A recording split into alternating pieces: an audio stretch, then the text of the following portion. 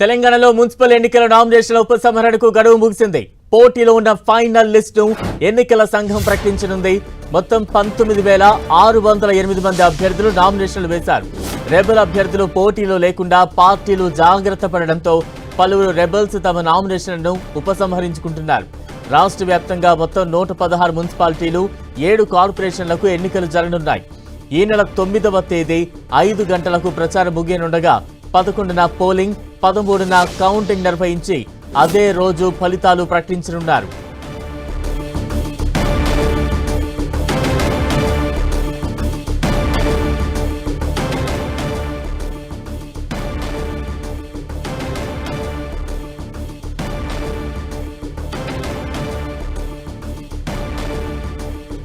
తెలంగాణలో మున్సిపల్ ఎన్నికల నామినేషన్ల ఉపసంహరణకు గడువు ముగిసింది. పోటీలో ఉన్న ఫైనల్ లిస్ట్ ను ఎన్నికల సంఘం ప్రకటించనుంది.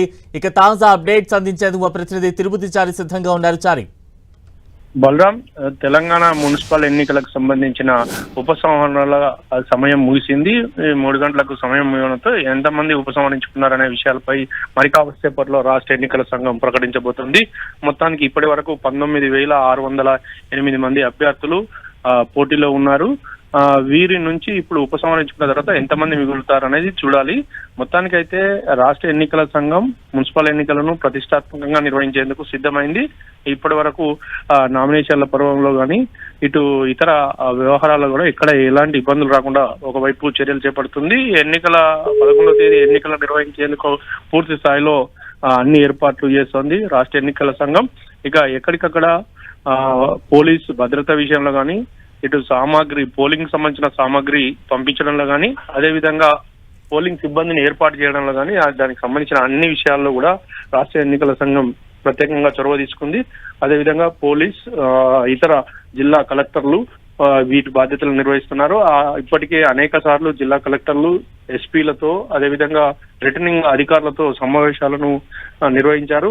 మరొక వైపు రాష్ట్ర ఎన్నికల సంఘం కమిషనర్ రాణి కుందిని వీడియో కాన్ఫరెన్స్లు కూడా నిర్వహించి వారికి దిశానిర్దేశం చేశారు. ఒకవైపు ఈ ఎన్నికల్లో భాగంగా మొత్తం 116 మున్సిపాలిటీల్లో 7 కార్పొరేషన్లో 2,996 వార్డులకు ఎన్నికలు జరుగుతున్నాయి.